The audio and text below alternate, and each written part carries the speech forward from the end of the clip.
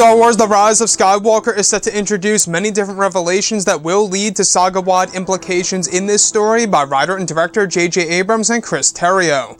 This is Mike Zero. Make sure to subscribe if you're new to the channel for future Star Wars content. Now, what's really exciting about Episode 9 is that yes, we do know that this film is going to answer many burning questions from The Force Awakens, as well as adding in new aspects to the Star Wars franchise that fans have never seen before on the big screen, which really is going to be a big deal because we do know that this film, at the end of the day, really is going to be a big deal for Disney and Lucasfilm because they have to get this movie right, since it does indeed determine the future of the Star Wars franchise, and of course, where everything is going to go after this film.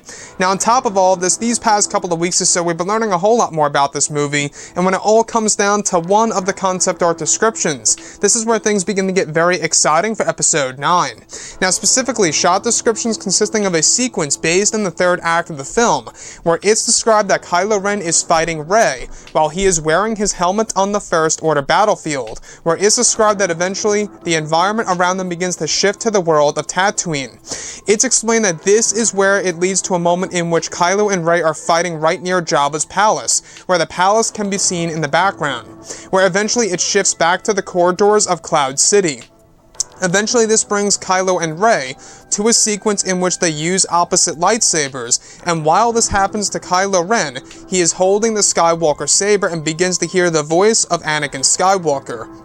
However, it is said to sound like a far older version of Anakin that fans have not heard before when Anakin is trying to pull Kylo Ren from the dark back to the light side of the Force. This sequence is said to throw Kylo Ren into a struggle between the light and the dark, where as this happens, Luke's Force Ghost also tunes into Kylo's mind, trying to stop him from fighting Rey. As this happens, Kylo drops the saber and Force grabs his crossguard, back where Rey is defenseless, and is left only being able to use Force push techniques against Kylo Ren, before she is able to retrieve the Skywalker saber once more. So let's go over a couple of parts about this. Now, a lot of people have mixed reactions on the flash fights, and I totally understand that. A lot of fans have different opinions on the flash fights and what J.J. Abrams is bringing here to the table for the final installment of the Skywalker saga. In case you guys are just new here, the flash fights are a mixture of force bonds, flashbacks, flash forwards, and throwing in a lightsaber into the mix. Basically, the environment around them shapeshifts to the iconic moments and/or worlds from the Skywalker saga that we are all very much familiar with. So though it is very ambitious, it sounds very amazing, but at the same exact time, it has to be executed well on the big screen in order to make it resonate with fans. So I want to go over the whole entire situation here between both Anakin, Rey, Kylo Ren, and even Luke. Now, there's a moment in time in which they fight inside the corridors of Cloud City, where as this happens, both, of course, Kylo Ren and Rey are battling each other to the death, where Kylo Ren is using his crossguard lightsaber, where they eventually use opposite lightsabers. So there's a point in time in which he's using the Skywalker saber against Rey while she's using the crossguard, and as this happens, he begins to hear the Force Ghost voice of Anakin Skywalker trying to drag him from the darkness back to the light.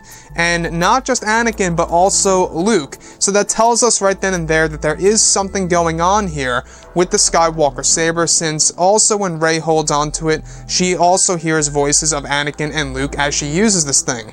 And what's so exciting about this is that you can really see what they're trying to do with this movie. They are really trying to make this film very magical when it comes to the flash fights. That's going to have a lot of callbacks and a lot of tie-ins to our fan favorite characters such as Anakin and Luke. So not only that, there is a moment in time in which before all of this happens is that they are fighting on the world of Tatooine just in front of Jabba's palace, where his palace can be seen in the background.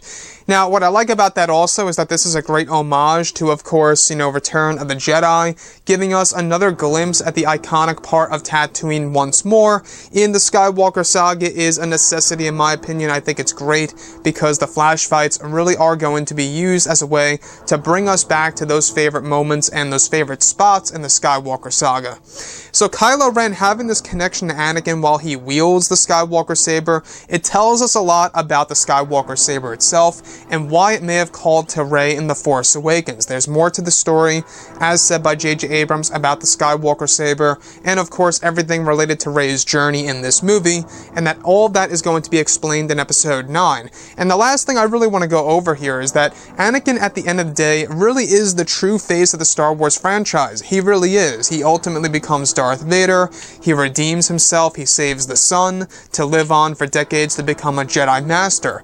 Anakin really had a huge role in the Skywalker saga, and it really does make a lot of sense that JJ is trying to pay great respect to that character during the flash fights in Episode 9, specifically of how it's going to be geared toward Kylo. Anyways, guys, drop a comment below, let me know what you think about all of this in the comments, and if you guys did enjoy the content for today, do make sure to drop a thumbs up on this video to support the channel. I thank you all so very much for the kind support, and I'll catch you guys next time.